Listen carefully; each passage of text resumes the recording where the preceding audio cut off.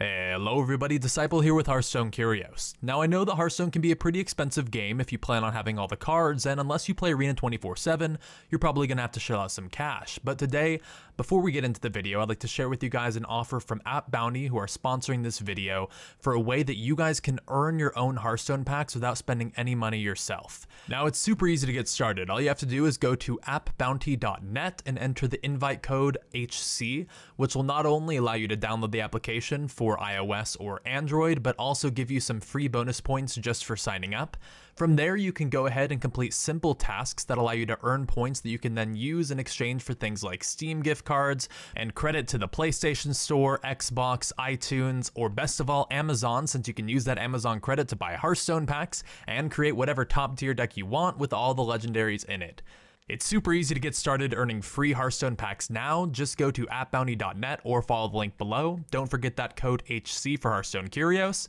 and that's all you need. Anyway, let's get started. Hello everybody, Disciple here with Hearthstone Curios. Un'Goro has a ton of awesome cards, and we've already taken a look at some fan-made quests and how strong they just might have been if they were in the set. That's why today we thought we'd take a look at some legendary minions that people designed for Un'Goro and see how strong or cool they might have been if they were released in the set as well. So let's jump right in. First up, it's Tremendous Hydra by Ultimate Cresia, an awesome hunter legendary that tries to take full advantage of the new adapt mechanic. A 7-mana 5/5 isn't exactly tremendous, but the ability is really sweet. Since one Tremendous Hydra dies, it gives all the beasts in your hand and deck the adapt keyword as a battle cry. Now, since you're going to be playing beasts in pretty much any modern hunter deck, giving them all adapt is actually pretty insane, since they not only get buffed, but you also get the flexibility to select what they need based on exactly what deck you're playing up against and how the game itself is going. The biggest problem with Tremendous Hydra is that since it's a 7-drop, at that point you'll probably be ahead on board as a mid-range or beast hunter type deck, and it'll set you too far behind on board by spending 7 mana on it, or if you are behind on board, then Hydra dying won't be enough to rescue you. Sure, there would be some times in grindy mirrors where you're both top decking and Hydra might actually put you over the edge, but so would any strong 7-drop or just a strong 6-drop like Savannah Highmane. The design is still definitely really cool, and while we're not exactly sure how much play this card would see, it would be awesome to see a similar effect in the future, and the biggest issue in Hunter overall is going to be its lack of card draw and the fact that once you get to the later turns, since you played so many strong tempo drops before that, you kind of have to be able to win out the game once you get too far along. Up next is Jek, the All-Seeing by Lord Malib, a sweet 1-mana legendary designed to synergize with all of the quests in Un'Goro. It's a taunt for the warrior quest, it discards a card for the warlock quest, it's a murloc for the shaman, it's a death rattle for the priest, it's a 1-drop for the hunter quest, it gives you a spell for the mage quest, and the spell targets a minion, bounces it, and sets its attack to 5 for the paladin, rogue, and druid quest respectively. Now that's pretty crazy, and Jek might be a little bit overpowered since it's such a versatile card, and it might be a little bit undercosted for the effect, but it's still a really interesting design, and it's also awesome how elegantly it satisfies the requirements of all of the quests together. It probably wouldn't actually get played in all of the quest decks, since things like Time Warp Mage probably wouldn't even want it at all, and a lot of quest decks are just kind of awful with or without this, but the design is actually super interesting, and I'm kind of surprised we didn't see some sort of neutral card that can work with multiple quests, but clearly it looks like working with all of them is just a little bit too much. Next up, it's Hallowroot, a really interesting druid legendary that you can choose to have come out of your deck instead of your normal play, as long as you leave at least 8 mana unused at the end of your turn.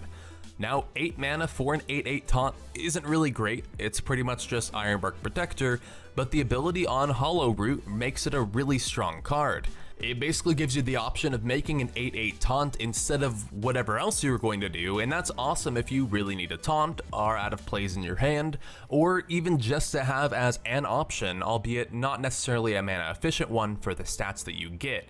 But there's also the bonus of this coming out of your deck, meaning it's kind of like 8/8 draw card since you never actually had to draw that card in the first place, and you also thin your deck so that you don't have to draw an 8 mana 8/8 in the future.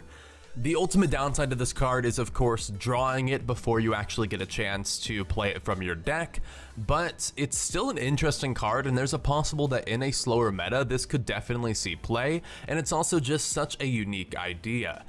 Moving on, we have Mimi Tattletale by CLRNT3Z, a pretty cool Hunter legendary that maybe would have kept Hunter Secrets relevant since they've seen pretty much zero play since Ngoro came out, except for the odd Ice Trap or Explosive Trap here and there.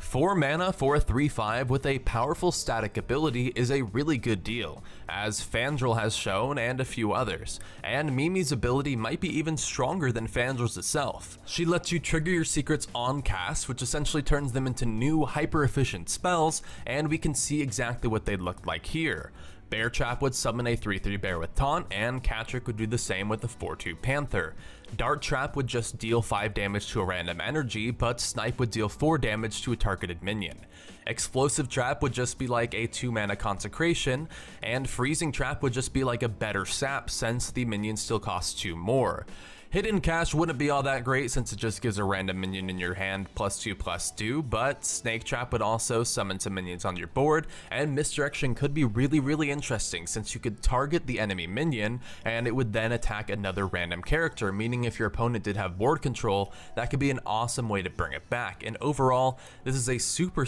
interesting card from those abilities. If you even get one trap off with Mimi on turn 6, it seems like it would be really good value, but when you combine her with cost reduction effects, especially Cloaked Huntress, the amount of value you could get in for a turn for only 7 or so mana is completely insane.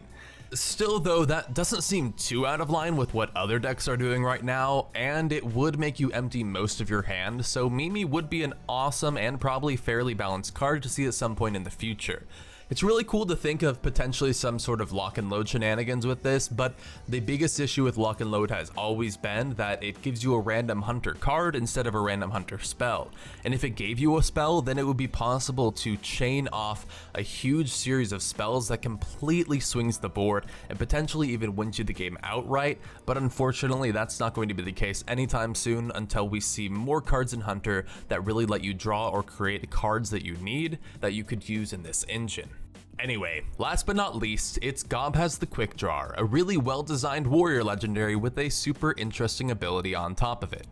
Gob is a 4 mana 3/5, which seems to be a bit of a trend with a lot of these cards since it's pretty balanced while also allowing you for a pretty cool ability, and his ability is whenever you draw a weapon, equip it. Now this is a pretty cool ability, but it's probably not that great with the weapons that currently exist right now. The highest payoff you're going to get with this is a free Arcanite Reaper or Gorehowl, but then it either has to survive for a turn or you have to play it and then play card draw effects. And you're not playing this in an aggro deck, which means you have to play some sort of weird mid-range or even late game control deck that also has a lot of weapons in it. And if you already have a good weapon equipped with this, you could just draw a worse one and the next time be forced to equip it. Once there's like tons of 10 mana huge super broken weapons in the game, Gobhaz would be really cool, but for now the payoff isn't just there. But we do really like the idea and the thought behind it, and it is interesting to see some cards with really interesting and unique and sometimes powerful abilities that just wouldn't necessarily make it into a deck, since sometimes it feels like that's what the Hearthstone team gives us a lot as well, so it's really not too out there.